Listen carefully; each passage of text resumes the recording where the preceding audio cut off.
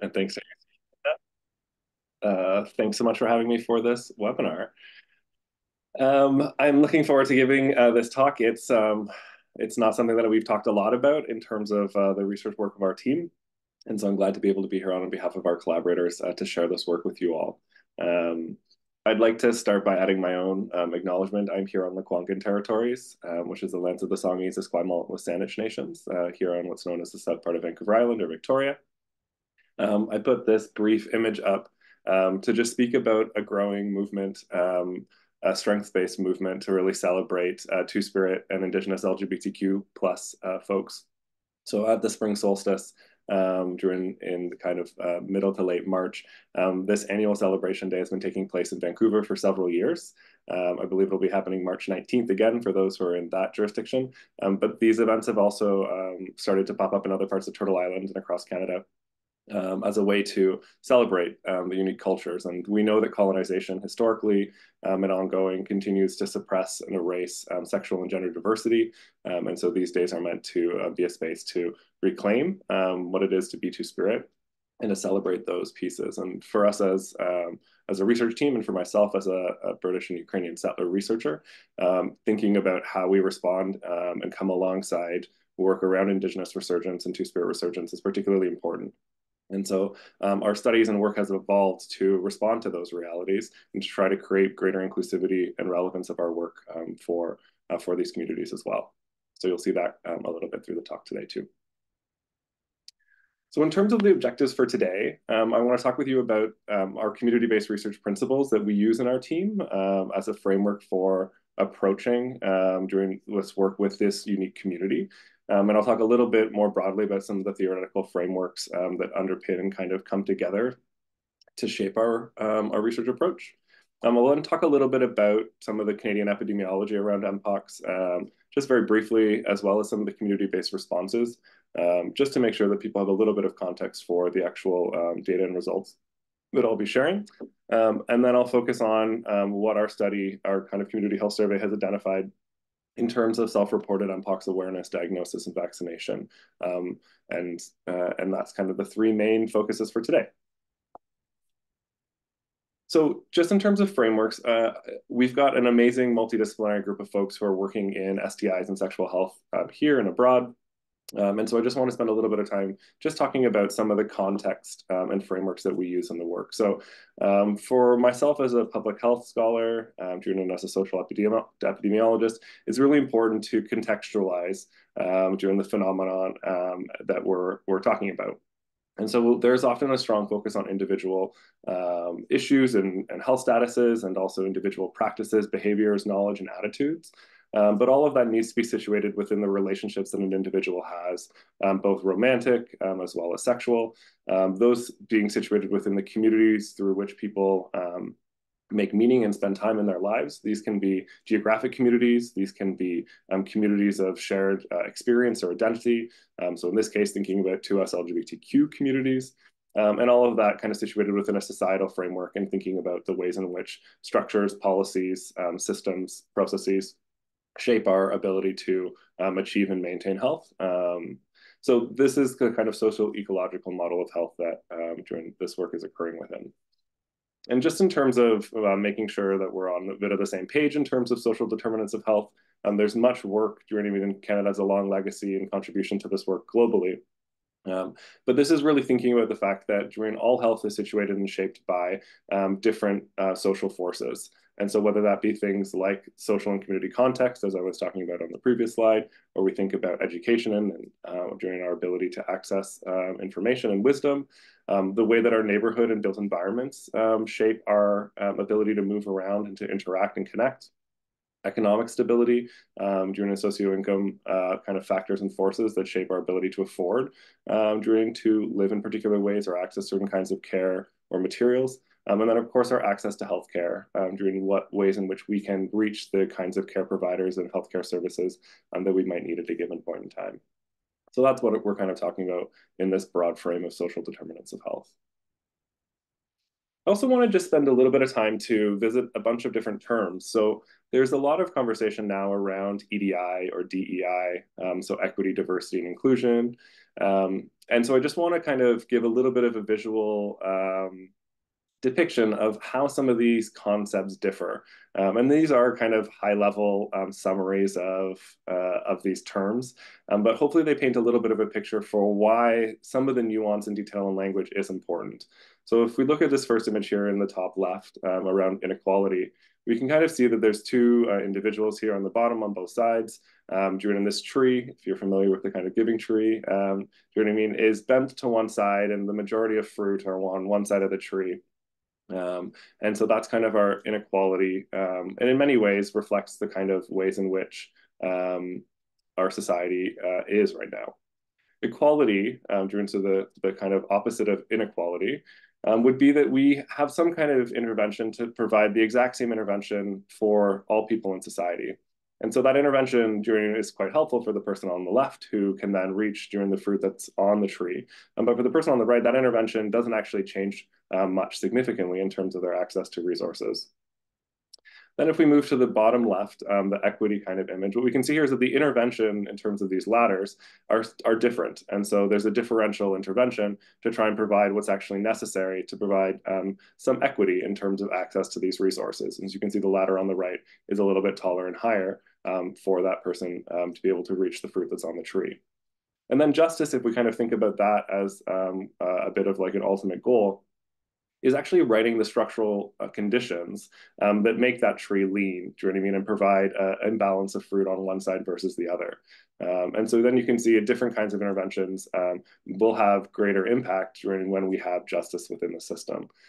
So these are terms that get used a lot, and I just want to spend a little bit of time unpacking them. And ultimately, what we're really interested in is a more health equity or health justice approach. So when we think about that, we think about it as the kind of state or the environment or the conditions in which everyone has a fair and just opportunity to attain their highest level of health. And so that requires us in a public health context to really think about during how do we attend not just to individual interventions that might provide during opportunities for people to maintain their wellness, but also how we think about addressing some of the structural factors and forces that make during access to those things unjust. And so for that, it's important for us to understand both the historical and contemporary injustices. So I talked a little bit about colonization in my land acknowledgement at the start. We need to think about eliminating preventable health disparities. So during what are disparities that we can prevent and really focus on trying to address those, because we also know that disparities beget disparities, and that's a really common kind of frame around a syndemics model. And that we also look at these kind of social determinants of the economic, social, and other drivers that really put up barriers to health information, health promotion, and health care. So how do we do that? And so from a process point of view, our team is engaging in what we call participatory epidemiology. So folks might be familiar with epidemiology more broadly. This is a particular approach that blends the ideas of participatory action research or community-based research with epidemiology. And so when we think about what differs in a participatory epidemiologic approach versus more traditional approaches, the research goals in traditional epi might focus more on risk, whereas participatory work will focus a bit more on health. And where traditional approaches might focus a bit more on parsimonious or simplified understandings, during participatory work engages us to try and think more comprehensively in the messiness of the realities. Our research questions are shaped by different motives, sources, and parties. And so in participatory work, we're often working with the people with direct lived experience in the communities that are most affected to be able to come up with what the specific questions are. When we think about the population, the attributes and the criteria we use for inclusion or exclusion are often more diverse and more responsive to community nuance when we take a participatory approach. The context or level of focus also can shift. So oftentimes when we get feedback from community, they're asking us to think about those structural pieces, those higher level macro forces, as opposed to thinking just about what about individual behaviors or practices, which really locate the issue within individuals and ignores the fact that during infectious diseases are by nature a social issue. when we think about data synthesis and research management, our participatory approaches require us to have a different approach, a different paradigm in terms of how we think about this work. And so I shared a little bit about that frame over the last few slides, as well as to also think about how we can have leadership and collaboration and participation from people with lived experience in this process. And then lastly, our dissemination of findings mean that the ways in which we put out our knowledge and evidence that we build are different. So the format of that and who we are trying to reach with that information also shifts as a result of that. So that's a bit of a primer around participatory epi, and there's a nice review by Back and colleagues in 2017 if you're interested in more around that approach. And this is something more broadly for those of you who might be not at all interested in epidemiology or epidemiologic approaches. The Institute for Public Participation has this really nice kind of image that kind of talks about the fact that when we think about community engagement or public participation within research, it exists on a spectrum, on a scale. It's not that we do it or we don't. It's that we can really think about a range of ways in which people can be engaged. And so that can be simply on the left, thinking about simply informing the people with lived experience who are most affected in the work, to moving to something a little bit more in the middle, where we're involving people in the process to ensure that we are hearing concerns and that aspirations are considered in that work, to thinking about on the far right, a more intense form of public participation, which is really around empowerment and sharing decision-making in the hands of the folks who are most impacted.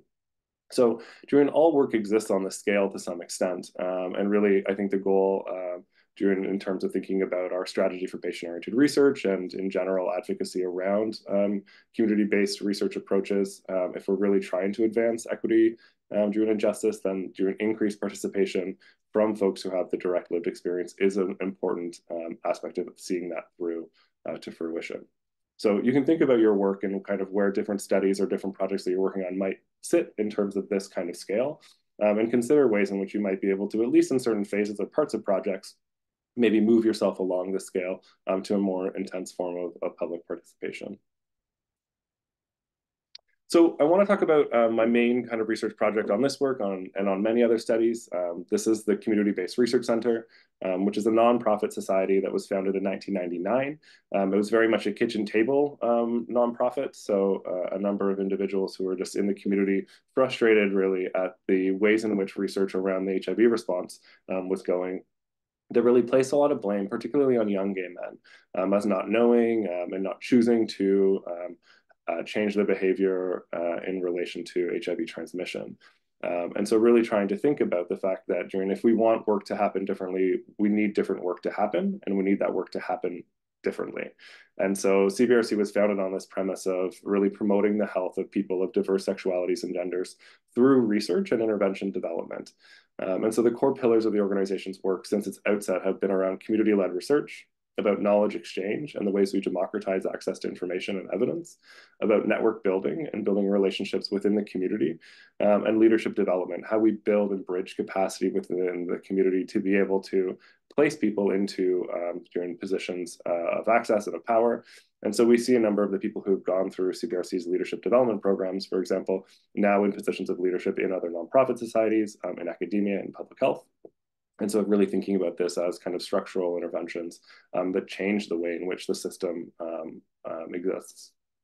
So that's a little bit about CBRC. And I want to talk a bit more about the actual research principles. So over the past few years, we've been working on articulating publicly in order to kind of be more accountable to the research principles that guide our work. And so this is kind of in response, the whole organization, as well as these principles, in response to historic and ongoing institutional harms, including from research on the communities of 2SLGBTQ folks. And we also want to acknowledge that there are other foundational cultural and community-specific frameworks around research ethics that we consider and learn about, and also hope to contribute to and build off of through our own articulations. And so that includes First Nations OCAP, principles of ethical Métis research, Inuit principles, and then also the research evaluation, data collection, and ethics protocol for Black populations here in Canada.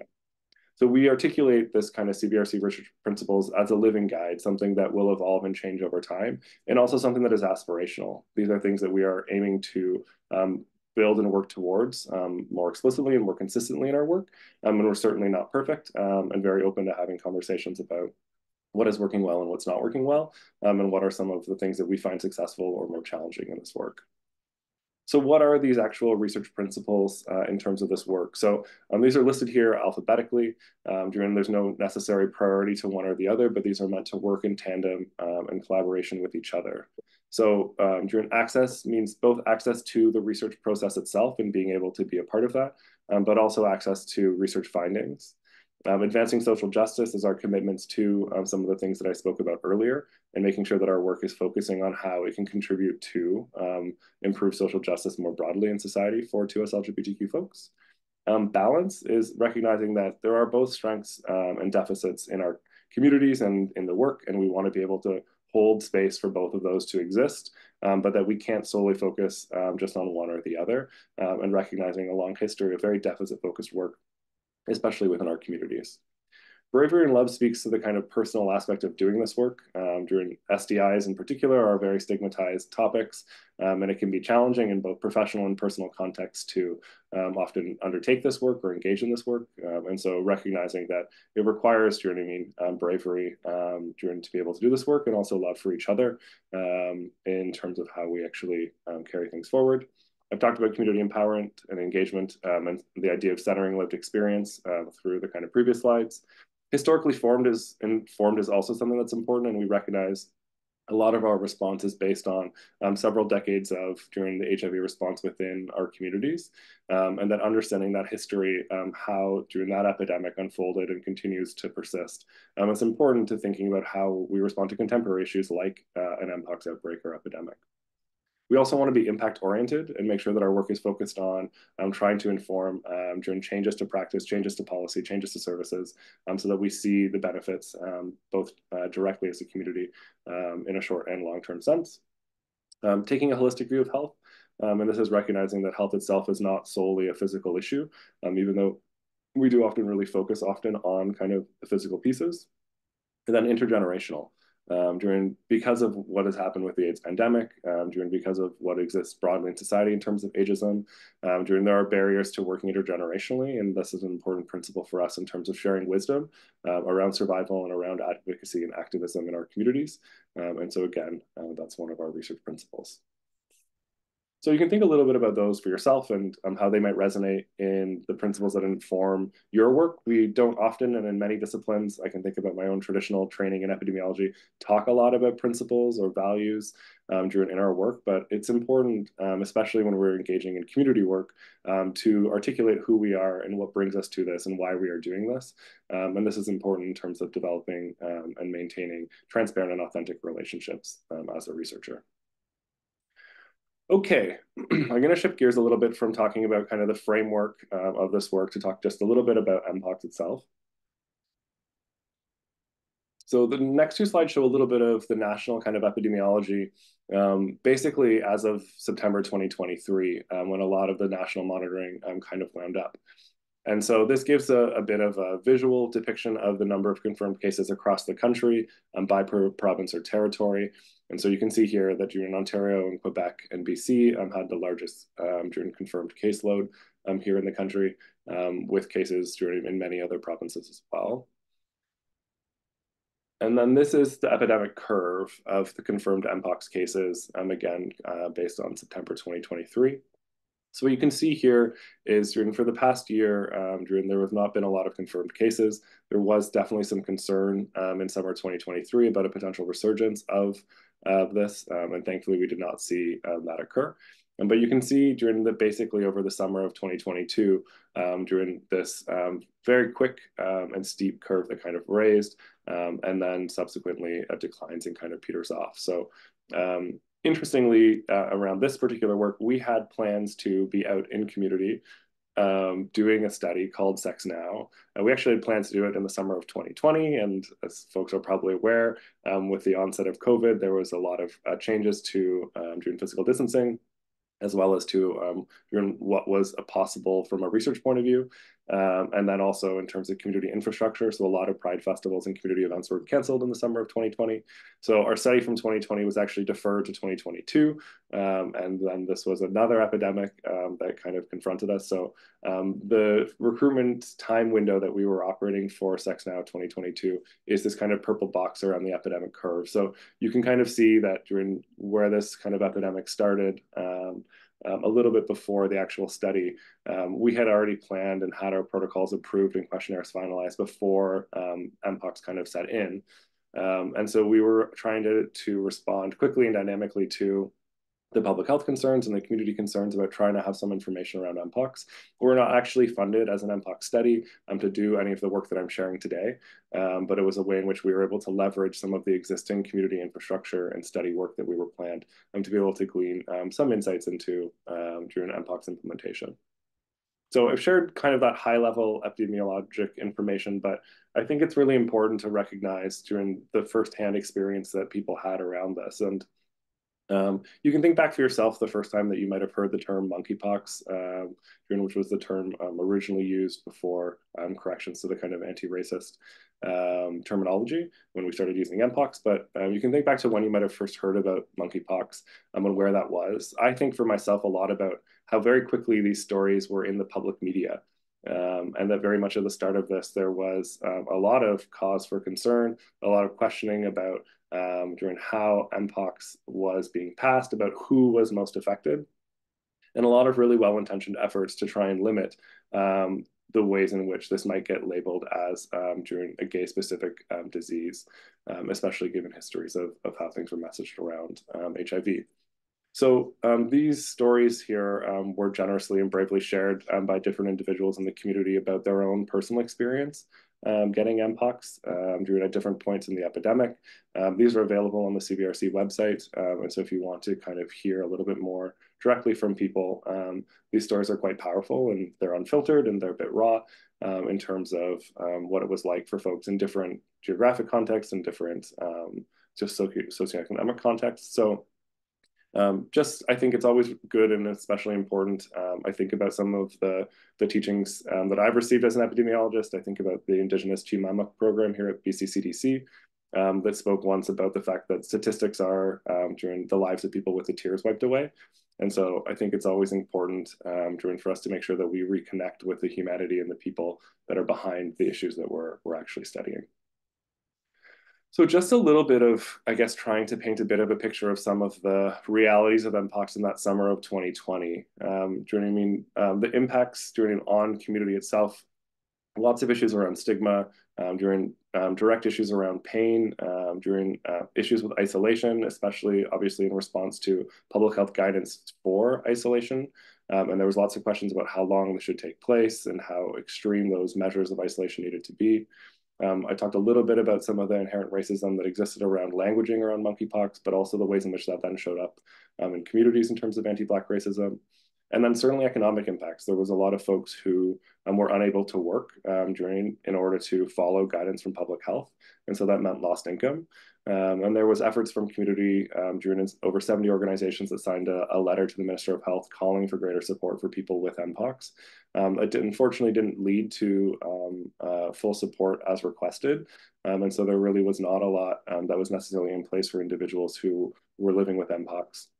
And I think there was a lot of frustration about the pace of the response in terms of the fact that people were living and experiencing this quite directly. And yet some of the supports that were requested and to be in place weren't ever put in place or weren't put in place quick enough. In terms of healthcare, there was a lot of conversation about kind of unknowing during unknown aspects around mpox. But also conversation from community about overboard responses and being felt again like there was perhaps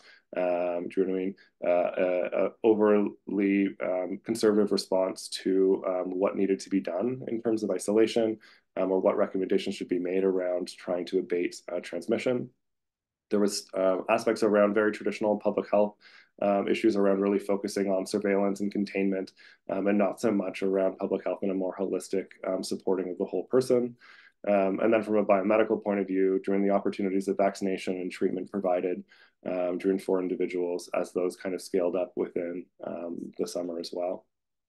And then, especially in this particular community, just keeping in mind that back in summer of 2022, COVID-19 was still driven at large, and there was lots of folks who were still acquiring COVID-19, doing isolating as a result of that, do you know what I mean, and dealing with symptoms and whatnot in relation to that. And then also, of course, the ongoing HIV pandemic, and during it's hard not to make comparisons between mpox and the mpox response and some of the HIV response, and definitely some questions from community about, do you know what I mean, how has this demonstrated what we've learned during after decades of studying HIV, and so are we really historically grounded in that or not? And then in terms of community responses, there was a lot of effort through social media around sharing information and sharing experiences, trying to connect people to resources, during people spoke to and changed on their own volition, their own sex lives and choices. There's conversations about wound care and how best to manage wound care. Resources like the one here on the right were created to try and provide people with information about how best to take care of themselves. And then there were a number of websites that were created. Len Tooley, a longtime community activist and knowledge mobilization aficionado, created igotmpox.com. And then the mpox.ca was created as a resource as well. And so really trying to leverage the digital infrastructure that existed here and now as a way in which to get information out to community. And I mean, it was quite impressive in many ways about how quickly we were able to respond. But I would still say at the end of the day, a lot of folks in community, especially those who got mpox, didn't feel like it was fast enough. So in terms of our actual study methods, so as I said, the study that we conducted is called Sex Now. It has a long history that dates back into the late 90s, early 2000s, being conducted as enhanced surveillance.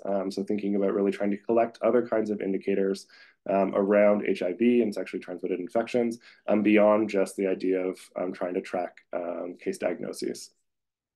Through passive surveillance. And so Sex Now 2022 was conducted in person between June and September of that summer. And it was basically, in terms of the data that I'll talk about today, a self-completed questionnaire. And so people can complete this on a study tablet during an iPad that we had at various sites, or their own personal device if they preferred. And the study that could be completed in English, French, or Spanish. To be eligible for Sex Now, part of our community consultations over the years have really kind of broadened and softened the lines that we draw around the community of interest. So people who need to be at least 15 years old to participate, they have to live in Canada. And then they can identify as two-spirit, as gay, bisexual, queer, or other non-heterosexual identifying men, or as a trans men or non-binary person. And so that gives us a kind of broader swath than some other studies that focus more solely on men who have sex with men, do you know what I mean, more restrictively. This is just some of the visuals. So when we originally were planning the study, it was during a little bit about post-COVID vaccination and the fact that the world was opening back up and people were going to be out and about. And so we had this kind of homage to Let's Get Physical. During this was all designed to also reflect a little bit more of a strength and positive vibe in community. We were going out to do this data collection at Pride festivals and community events. And so also need to map onto during the sentiments and the ideals behind those spaces as we go in as researchers. And so hopefully this gives you a little bit of the flavor for what this study is meant to feel like as an interpersonal experience for our participants in community. So in terms of the mpox pieces specifically, these are the questions that we ended up asking. So we basically had a question about, do you or someone you know, have they been diagnosed with monkeypox, was the language we were using at the time in the past year. And so we had an option for they've never heard of monkeypox. So the inverse of that would be what we kind of call awareness. So if people had heard of this term. And then we had a response about whether people had been diagnosed themselves with monkeypox or if they knew someone who was diagnosed with monkeypox. And then we asked about vaccination against monkeypox or smallpox. And we asked specifically about that in the past 4 months to try and get at this period in the summer where we had this specific rollout of vaccine programs around the mpox response. And then lastly, we had an open-ended question that asked about community feedback on what needs to be done to address monkeypox and for people to share their recommendations and priorities. We don't often include qualitative questions like this in our work, but we really weren't sure what was going to be happening in which communities at what particular point in time. And so we felt like this open-ended piece gave us more flexibility as researchers to trying to get a sense of what was happening in a particular locale at a particular given time in the summer months. So we are just doing simple kind of bivariate testing here in terms of looking at correlates around some of the social determinants of health markers that we have in the study. But the vaccine specific analyses, we restricted to a subset of the participants. So we focused on men who have sex with men who were aged 18 plus, who reported at least one of a past year STI diagnosis, multiple recent sex partners, or recent transactional sex. And this restriction was meant to try and get to a closer approximation of who would have been eligible for a lot of the mpox vaccination programs that were rolled out in different jurisdictions. So now we can get a little bit into the actual study results. So in terms of SexNow 2022, we visited 41 different events across the country in 21 different cities or communities. That was in all of the different 10 provinces as well as Yukon Territory. And so for the mpox module, we had just under 3,000 eligible participants complete. And so in terms of those main outcomes, the overall awareness around mpox was 93%. We had 24 people who reported an mpox diagnosis for themselves. That's 0.8% of the overall sample. And we had about 6% of people report knowing someone else with a mpox diagnosis. And then in terms of the vaccination, remember we did that as a subset of the overall sample. And 41% of who we estimated were eligible for potentially eligible for vaccination. 41% was the uptake that was reported. So over the next few slides, I'll talk about these kinds of outcomes in a little bit more detail and try to tease apart some of the kind of temporal and social determinant pieces around them. So in terms of awareness, I think what's important around this is that awareness was consistently high across the study period. So whether we're talking about the beginning of June to during the beginning of September, across all of those periods, it was over 90%. So that's thinking about the fact that no matter what community we were in, at what point in the summer, during the overall awareness of mpox was quite high. And so while there were some differences in awareness across different social determinants, they're really quite modest. And basically all of these groups, when we look at them, still have awareness that's around 90% or higher. So this was something that people were quite aware of. One factor that was really positively associated with awareness, and that's lifetime HIV PrEP users. And so we can think about those folks as people who are actively engaged in biomedical HIV prevention, and therefore maybe also engaging in activities that might have put them at greater susceptibility to acquiring mpox. And so it was good to see higher awareness in that group. And then we think about some of the during social determinants, we saw lower awareness, again, modest, but amongst trans men, amongst non-binary participants, among non-gay identified participants, amongst those who didn't have a university degree or who were financially strained. We asked a kind of simple single indicator question around financial strain, and those who indicated that they cannot make ends meet were less likely to be aware of mpox, as well as disabled participants being lower in awareness around mpox. So we talk about then the diagnosis piece. So again, this is just the 24 cases. So this was quite rare in the overall study. We expected this to be rare. If we think about the overall during kind of epidemic curve and the total number of confirmed cases in the country being about 1,500 as of September of just this past 2023. In terms of thinking about our sampling frame of how much of the community we're picking up, we weren't expecting this to be significantly high. Again, when we implemented the study, we weren't sure how the epidemic curve was going to look and how much this was going to pass through community. And so we don't have a lot of power, given that we only have 24 cases, but there were still two positive correlates that came out that I think speak to some of the factors that we might think about in a more behavioral lens around during exposure to mpox. So people who reported recent substance use and those who were lifetime HIV PrEP users did have a higher proportion of mpox diagnosis in those groups than for those that didn't have those characteristics. And I think that speaks a little bit both to risk as well as to during potentially access to health service information or health services as well in terms of thinking about PrEP. So we had that open-ended question that asked people about their priorities and recommendations around mpox. And so we created, as part of our participatory approach, very quickly in the summer of 2022, these infographics to share back to community and to public health some of the findings that we were able to glean. So as I kind of showed earlier, we knew that 90% of those surveyed were aware of monkeypox. And community members spoke to the fact that there needed to be more action to address this epidemic that included increased vaccine access and improved communication, that people wanted to see increased awareness without stigma. And so really thinking again about kind of anti-stigma approaches to health promotion and health education, thinking about information that's really tailored to the community specifically, and support for people who needed to isolate that were living with mpox. And then specifically about vaccines, there was lots of feedback from community about wanting to see more vaccine clinics, about easier access to vaccines, and more positive messaging about the benefits of being vaccinated. We know from work around COVID vaccination that this is a community that is a very good and early proponent and uptake of biomedical interventions. And so again, wanting to see more positive health promotion around mpox vaccination. There's lots of conversation in community about the fact that during vaccine supplies were insufficient, or the clinics that were set up didn't necessarily allow access for everyone, or they were only in certain jurisdictions and not in others. And so when we think about across the country, it was quite a heterogeneous response. And of course, we were collecting this feedback as these vaccine programs were being set up and rolled out. So in terms of the actual vaccine data that we have from the study, the overall vaccination rate amongst those that we expected to be eligible was around 41%. When I say eligible, I think one thing to keep in mind is that not all of the places we visited had vaccine programs set up at the time that we did data collection. So you can kind of see here a pretty staunch difference between the data we collected in kind of June and July to the data that we then collected later in the summer in late July, August, and early September.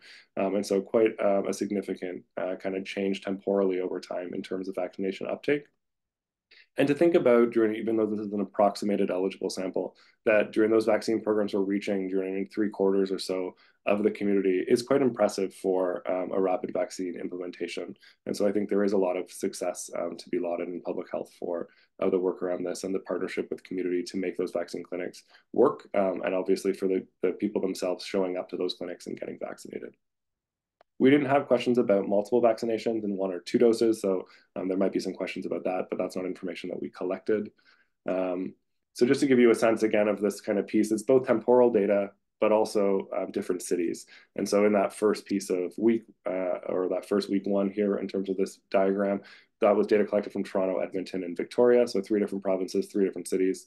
And then in the final week here, data from Quebec City, during Quebec, which we know was a hard hit and early hit in terms of mpox, and then Calgary is another city as well. So quite a bit of nuance in terms of these data, and remember that we really only visited each community once because we largely were coming to visit around that community's Pride Festival, which occurs at one weekend over the summer. So in terms of some of the factors around vaccination, because this was a more common experience, we're able to look at a number of different factors and see some of these differences a little bit more readily. So we found that folks who were more likely to be vaccinated were those who were gay identified, who were university educated, who were Canadian citizens, and lifetime PrEP users. Whereas those who were less likely to be vaccinated were trans men, those who were financially strained, and those living in rural or remote areas. And I think one thing to keep in mind is that we largely did this data collection in urban settings. So we were going to these Pride festivals, but the catchment for Pride means that many people come in from smaller communities, from the suburbs, into these festivals. And so while we weren't often out in rural and remote communities doing data collection, we had people who were living in those contexts that came in for these, and therefore were a part of the community space. And so in some ways, while these folks are living in those contexts, they're still coming and participating in urban sexual and community contexts. And so I think this is important to just kind of contextualize that geographic pattern that we saw there around vaccination. So just a little bit around strengths and limitations of the study. This was pretty dynamic study implementation in response to community feedback and priorities and our ability to try and integrate some questions in a multilingual survey, in a very complex logistical study as we were going. Our study had this broader inclusion and expanded sampling frame than what we saw in kind of the vaccination recommendations and in some of the messaging. So that gives us a bit of play to look at some of the ways in which during the rollout of information and vaccination are shaped by that. And then we had some evolution of the mpox question wording. So we had a very early question that wasn't quite during when we implemented the first study site in Winnipeg, that we then evolved into the kind of final version that you saw earlier in the presentation. We certainly had some challenges with in-person implementation of this study. So keep in mind that a single point in time data collection occurs for each city and community. So it's not like we were in Toronto in June and then also in Toronto in early September. And so generally we have during this kind of point in time piece, we moved in terms of different cities in Ontario, for example. It would have been in Ottawa at a different time than Toronto. And so some of the provincial level data can give us some of that temporal pieces. But we know that there was such a strong jurisdictional shape to this epidemic, as well as the public health response. In-person study also have challenges in terms of environmental conditions. So we had some Pride event cancellations due to weather. We also had ongoing COVID-19 pandemic to manage within our own team. So we had staff who were ill and didn't have a capacity or were able to safely run some of the sites. And so some site got canceled in response to this. And then I think it's also important to just acknowledge that there's a selection bias here in terms of healthy worker effect. So if we think about the people who would have been living with mpox during following public health guidance around isolation, we wouldn't have expected them to be at a Pride Festival event necessarily. And so during this is kind of obviously an underestimation then of what we would expect mpox diagnosis to be within the actual community. And we've done a lot of work with online samples in SexNow as well. And we have some online data collection that's planned to start just a little bit later this year as well. And so we know from that past work that whether we're doing this online or in person, it is purposive sampling, and we're reaching the people that we were able to reach through these kind of community networks. So this is not a representative sample, but we know that we reach different people online and in person. And so as we do some of this future work online, it will help for us to be able to understand a little bit better about some of the context of this in-person data collection. And then just lastly, this is really simple analytic comparison. So we're not doing any kind of statistical modeling. We're not addressing confounding and just looking just solely at these individual drivers in terms of social determinants. So just in conclusion, for us, I mean, we really see the way in which entrenched social determinants shape during what our community's experience was with mpox, as well as the experience with the rapid vaccine scale up during the summer of 2022. And I will just want to highlight kind of education and financial strain as particularly salient factors that shaped people's during awareness and vaccine access. There's a lot of future work that is still continuing around mpox, very much a kind of looking back and trying to understand better what happened and what worked well around this. And so Devin Grayson's leading some work doing that we're collaborating with around evaluating targeted vaccine campaigns in the kind of time of infodemics. And so we'll contribute some future SexNow data to some of that work. We're also working with Daniel Grayson colleagues on intersectional and stigma-formed pandemic preparedness for these communities. And that's a mixed method study, again, where we'll contribute some data from Future SexNow to that work. And then working with Mike Irvine and colleagues on a mathematical modeling study looking at optimizing mpox surveillance and preventing a resurgence. So there's still a lot for us to learn around the mpox epidemic and its response, even if cases seem to have abated. And so it will be helpful for us to kind of, again, make sure that we do a good job of learning of what worked, what didn't work, and making sure that we maintain that historical understanding and lessons as we move forward to other future challenges facing these communities. Lastly, I just want to plug a data visualization tool I spoke a little bit about in the participatory EPI approach around different ways of doing knowledge translation. Our team, largely through the leadership of Dr. Kiffer Card, who's at Simon Fraser University, has developed these dynamic data visualization dashboards as a way to share information back from our SexNow surveys with community, with public health actors, with other researchers. So this is available publicly online for free if you go to cbrc.net/rstats. And there's some how-to tutorials there in terms of how to navigate this dashboard to look at different kinds of issues that might be of interest. And so again, that's kind of our commitment to data democratization. There's not markers around mpox in the data dashboard at this point. And we don't have the 2022 data uploaded quite yet into this, but it will be coming soon. So just in terms of some high-level takeaway messages that don't necessarily have to relate to mpox specifically, or even necessarily to this particular community, that might be something for all of us to be able to just reflect on as practitioners in this, is that health equity frameworks help us advance social justice, which I hope is a shared goal for all of our work. And that really requires us to think about factors at multiple levels, both at the individual, but also at community and societal levels. That we need collective work journeying across all of our positions and across all of our work to act on the social determinants of health. And that requires, a kind of buy-in from all of us.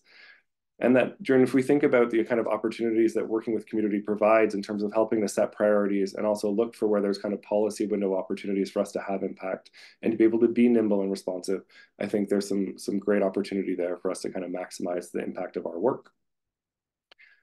community-based research exists on a spectrum. There's not a right amount of how much you should do.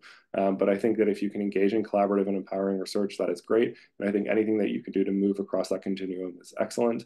And really thinking about our commitments as researchers, journeymen practitioners to building and bridging community capacity. There's a lot of wisdom and excellence within community as there are in our own academic spaces, and thinking about ways in which our work can help bridge that strengthens both of the responses in terms of community response, but also in terms of the work that we do as practitioners. And to reflect and apply community-based research principles. I shared examples of some of the other frameworks that exist, as well as the ones that we're using here at CBRC. But I think those are good conversations for us to have more as a sector, as we think about the ways in which we have a very politicized context for our work. And so that's just my last piece, is that this work is political, and how we engage in it and how we talk about it is very important to people in community who are directly living these realities day to day, but also for the ways in which that shapes public understandings and relationships to our communities and to these issues. And so it's important to make sure that we stay true to understanding that our work is not occurring in a vacuum, and is often under the lens and scrutiny of a lot of different groups. But I just want to quickly acknowledge our staff team across CBRC and here at UVic, as well as our research working group of advisors that exists across the country. And then, of course, all of our participants and community partners that make studies like Sex Now actually possible. And so that's it for me today, and hopefully we can use the rest of the time for some questions and discussion. Great. Thank you so much, Nathan, for an excellent seminar. We'll open it up now to questions, which you can ask through the Q&A tab, and we have 2 questions already. The first is, were there differences in awareness of mpox by geographical region? It's a great question, Michaela. Thanks for that. So in terms of the actual differences by region, when we look at that at a provincial level, the answer is statistically no. And I think part of this is a bit complicated based on the fact that awareness was kind of high generally. So there's only so much variation, I guess, in the amount of awareness that we witnessed, and that we were going to different cities within different provinces at different points. So if we drill down a little bit more into thinking about some of the places where there was less mpox and less mpox response, we might see a little bit of a shift there. But I think the important message around this is that in general, people were quite aware of this issue. And I think that speaks to the fact that there was a decent amount of public media, which really is a broad reach in terms of these issues. And so there was a lot of community conversation and chatter happening, obviously, but there was also a lot of that public piece. So there is a little bit, I would say, that it exists, but in reality, not a lot. And I think that speaks to the kind of just the ways in which this particular epidemic and phase of mpox kind of existed in 2022. Okay, and our second question is, how were established clinics versus pop-up events utilized in your response? Yeah, great question, Tarek. So we work with local community partners at each of the sites to determine where we want to go to be able to do the data collection. We basically set up pop-up tent, do you know what I mean? So that we can kind of like have a space where people can come and sit and do the questionnaire on a tablet. And we have our staff there kind of recruiting people off the street. So in general, the nice thing about that is that people aren't coming to do the study. This was also not an mpox study. So we were reaching a really broad array, and I don't think we had that kind of selection bias that can exist sometimes with more targeted studies and messaging. And we also, it's not a clinical population, and so we weren't recruiting out of sexual health clinics or clinical spaces. There were some events that we went to beyond Pride festivals, so there were some bars and kind of community events that would have occurred, but in general, I would describe the sample as a non-clinical sample, do you know what I mean, because of the ways in which we kind of partnered. There's certainly other work. I mean, I think about Daryl Tan certainly as one of the leaders in the country around mpox work. And so there's definitely clinical work that's happening and there's surveys in those contexts and things. And so I think part of this is the ways in which we think about synthesizing some of the different work that's happening and being able to bring together something like this kind of very community-based general sample with some of the clinic-specific work and be able to see what's similar and what's different around that. Okay, and another question, why was the awareness of testing low? Why was the awareness of testing low? I'm just trying to think about what that question is specifically about. So in terms of the awareness, what we saw is during the things were generally consistently high, as I kind of said to Michaela's question, and that we had kind of modest differences in terms of awareness around some of the social determinants. And those differences were largely around trans and non-binary participants, around non-gay identified participants, about those who did not have university degrees, those who were financially strained, as well as those who were disabled. So we didn't necessarily see a pattern around testing. What we did see is that folks who had lifetime experience with HIV PrEP use, that they were more likely to be aware. And I think that speaks to a few things. One of which is, we know that PrEP users are savvy consumers of sexual health information. We also know that in general, people are using PrEP to prevent HIV transmission. And so they're often engaging in practices that, if you're at risk for HIV transmission, would likely also be at risk potentially for mpox acquisition. And that there's also greater access to health services. And if you're on PrEP, you're getting routinely tested. And so I think opportunities there for some of that information to get shared through a clinical context also exists. I don't. It's an anonymous question, so I'm not sure if I've answered kind of what you're asking about. But if I didn't, feel free to maybe try just asking the question a different way, and hopefully I'll get it better the second time. Okay, and thoughts on clade 1 and raising awareness to increase vaccine without causing alarm? Yeah, it's a great question. I mean, there's been a lot of conversation of late about second dose. And I'm not an expert in terms of vaccine clades. It was not one of my best grades in my undergraduate BSc degree. But I think this is an interesting piece in terms of how priorities and communities can shift quickly. And it was interesting. I mean, some of the conversation around vaccines, we know that we reached also people who were probably very unlikely to acquire mpox in any way. And from our diagnosis data, you can see very few of the overall community are actually impacted. So I guess what I would just say broadly around that is that we know that vaccine stock was limited initially. And then we also know that a lot of folks did not return for any kind of second dose. But it's also, I think, a challenging context to raise community priority for during vaccination when the direct threat seems to have abated. And so this is one of those challenges that I think there is a kind of temporality to some of this work. And I think that's kind of the challenge. And in general, I think tactics or messaging that focuses too much on raising the alarm or concerns can also get filtered out as things being perceived as homophobic or being perceived as sex negative, and also just somewhat ill-tuned, I guess, to the reality that in many ways this is a kind of savvy, knowledgeable community. And so people are aware of what is actually going on with mpox diagnoses and would look up things like what the government of Canada is saying. And if the government of Canada has stopped providing ongoing updates, and then we're trying to message something about how this is really important, it's just a very complicated message to share. So yeah, I mean, I think Devin Grayson's work is also going to be super interesting in this because that work is specifically focused on kind of vaccine programs and vaccine promotion, and how do we do that in this kind of infodemic era where there is a lot of information that people have access to of varying qualities, but that really shape their individual decision making around that. So yeah, I don't know. That's probably not a super satisfying answer, but it's a few of my musings, I guess, on the realities. Okay, one other question. Are there any plans to assess the awareness and understanding of mpox from a healthcare practitioner perspective? Yeah, it's a great question. I know that the work with Daniel Grace, during which he was missed methods, is doing some qualitative work with providers, not just healthcare providers, but also policy folks and people working in public health. So that will have a bit of a more qualitative inquiry into the experiences of being a kind of staff, if you want to think of it that way, or provider in the public health response to this.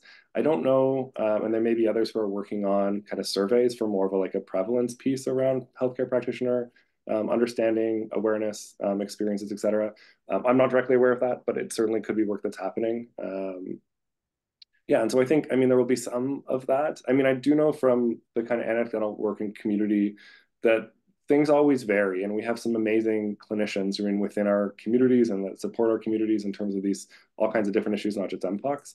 But those, we also know that those people are also human and they can't provide care to every single person in our community, and that there are lots of clinicians who don't care as much, don't have the capacity, don't have the patient load, don't have during the opportunity to necessarily learn. And so it is certainly a challenge. And I know during there's some of the stories from people in some of those jurisdictions where there was a lot less of a public health response, for lack of a better term, that felt like during they interacted with public health officials or healthcare providers who didn't know, do you know what I mean? And so part of our approach to that from a community health promotion point of view is to think about how do we arm community with resources to be good self-advocates.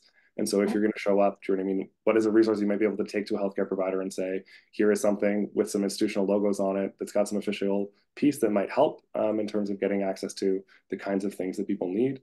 And part of the support around wound care specifically was because there was not a lot of information being shared with people living with mpox about how to reduce the impacts of wounds, trying to help them heal and hopefully have less long-term scarring as a result of that. And so, yeah, I think we have to be realistic about the fact that this was a pretty focused epidemic. There's a lot of other things that are also going on, even within the SDBBI world, especially in different jurisdictions within the country. So there's always competing priorities and limited capacity.